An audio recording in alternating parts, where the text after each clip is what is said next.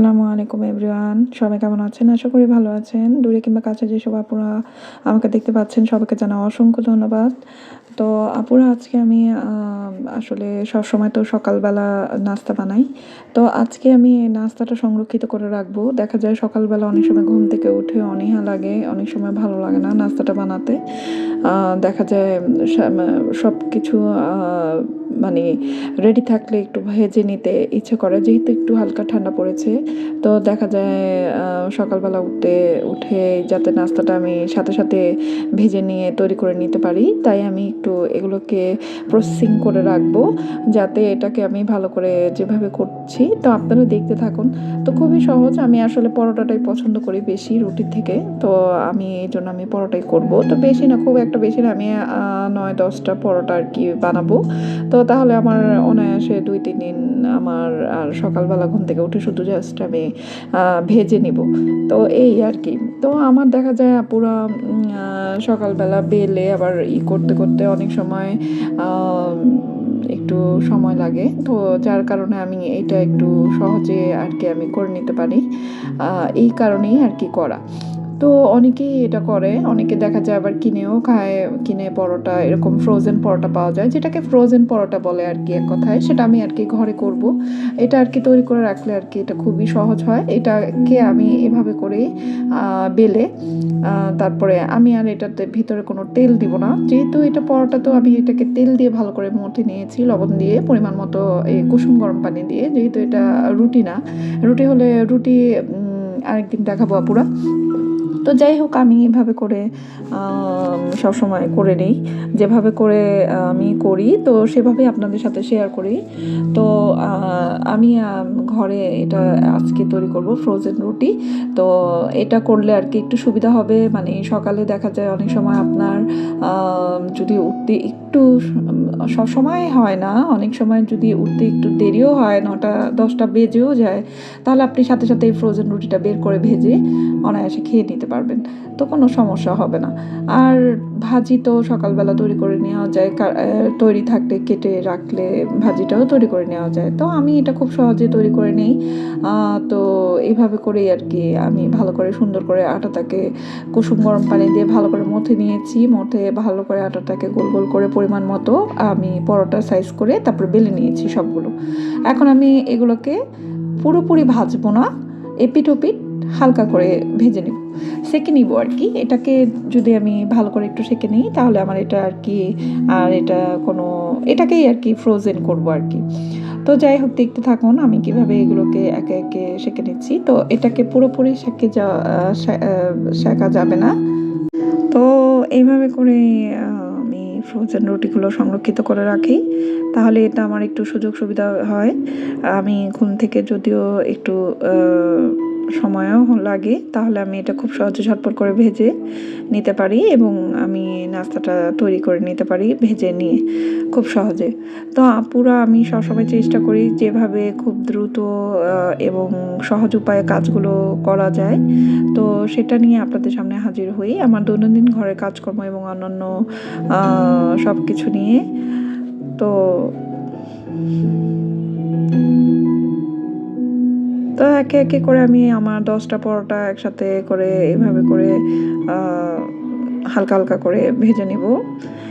এইটাকে পুরোপুরি পুরা করা যাবে না, কারণ যেহেতু এটা ফ্রোজেন পরোটা। আর আপনারা নিশ্চয়ই যারা ফ্রোজেন পরোটা খেয়েছেন তারা অবশ্যই জানেন ফ্রোজেন পরোটাটা দেখতে কেমন হয়। তো সেই সিস্টেমেই এটাকে আমি এইগুলোকে আমি প্রসেসিং করে নিব, যাতে সেটা না হলে কিন্তু আপনারা অবশ্যই দেখেছেন যে ফ্রোজেন পরোটাগুলো কি সুন্দর হয় না, যে বের করলেই খুব সহজে মচমচে হয়ে যায়।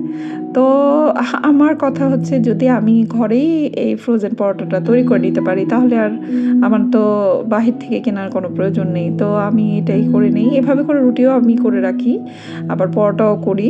তো যখন যেটা আমার সুবিধা হয় আমি করি। আর দেখা যায় অনেক সময় অনেকেই যারা ঘরে অনেকেই আছেন যারা বিশেষ করে বাহিরের খাবারটাই পছন্দ করেন, ফ্রোজেন পরোটাগুলো কিনে অনেক সময় ভেজে নেন। তো তাদের জন্য তো আলাদা। তো যারা ঘরে নাস্তা পছন্দ করেন তাদের জন্য আমার এই ভিডিওটি। যারা ঘরে ফ্রোজেন পরোটা তৈরি করে নিতে চান এবং সহজ উপায়ে ঝটপট নাস্তা খেতে চান তাদের জন্য আমার এই ভিডিওটি। তো আমার জন্য আমি আসলে বিশেষ করে পরোটাটাই বেশি পছন্দ করি। আর আমার কাছে দেখা যায় রুটিও ভালো লাগে। তবে আমি আমি আমার কাছে মানে আমার নিজের কাছে আমি পরোটাটা পছন্দ করি আর কি বেশি। তো এই আর কি। তো একে একে আমি করে এগুলো সবগুলো এগুলো ভেজে নিব, মানে হালকা সেঁকে নিব।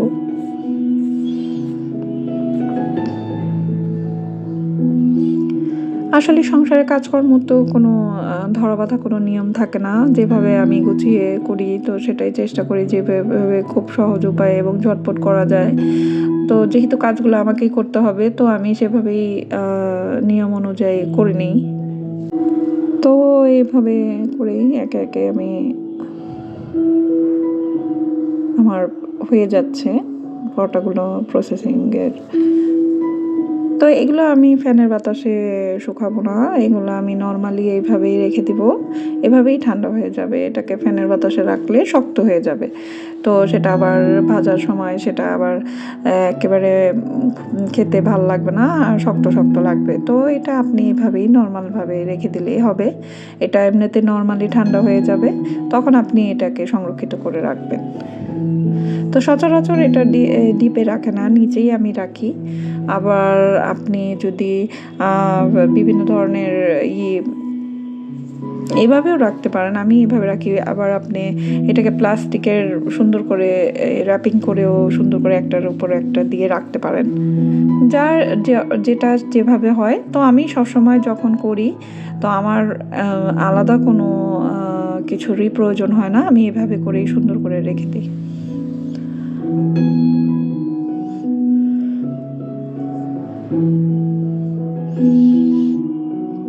তো এই তো আমার একে একে আমি করে নিচ্ছি।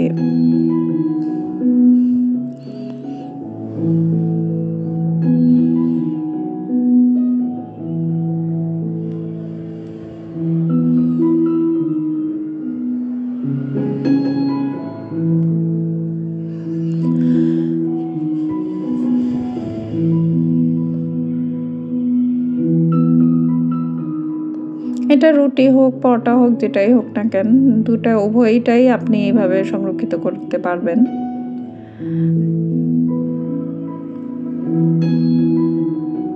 তো আমি আজকে পরোটা করলাম, তো আরেকদিন আমি রুটিও করে দেখাবো আপনাদের।